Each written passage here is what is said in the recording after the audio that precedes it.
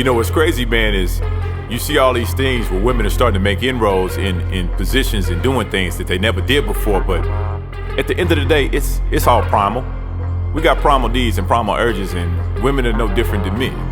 At the end of the day, they want to be celebrated. You see, for the longest time, men have dominated in various roles and in various positions, and we've watched men stand at the top of the mountain planting the flag. And if you're a woman and you've seen this, or if you're a little girl and you've seen this, you've watched the daddy get celebrated. You watched the brother get celebrated. You watched the uncle get celebrated. At some point, you got to be thinking in your mind and asking yourself, when is it going to be my turn to get celebrated? And a lot of the things that we see them do is just that hunger, that built up of that hunger over years, over decades, over centuries of wanting to be celebrated. Of wanting to be celebrated to a level where, at some point it's gotta be my time. At some point I'ma get my chance. At some point I gotta quit. I gotta quit allowing you to tell me no. Because think about how many times women have tried to do something where they're constantly being told no. Only men do this, or we don't want you to get hurt, or this is unprecedented. It ain't never been done before, so no.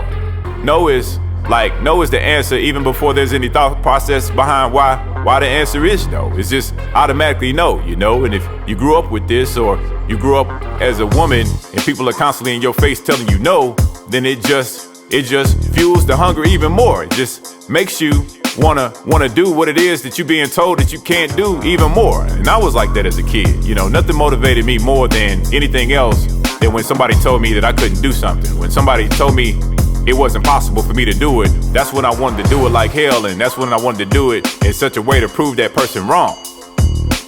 At the end of the day, it's about being celebrated, man. Everybody wants to be celebrated. Everybody wants to be able to be who God created them to be able to bask in their talents, bask in their gifts and their abilities, to do something at a high or gifted level that only they can do.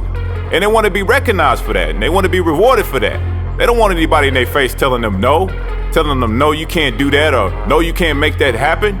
So I'm here to tell you, the next time somebody tells you no, prove them wrong. Use that no to fuel your hunger.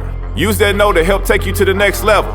This is your world. This is a world where if you accept the limitations that other people put on you, if you accept that box that they're trying to force you into, then you're gonna be sitting there cramped in this box trying to live your life, and then wondering why your life is the way it is, wondering why you aren't happy, wondering why you're feeling out of place and all cramped up. At some point you gotta sit there and say, nah, I gotta get out of the mode you guys are trying to fit me into.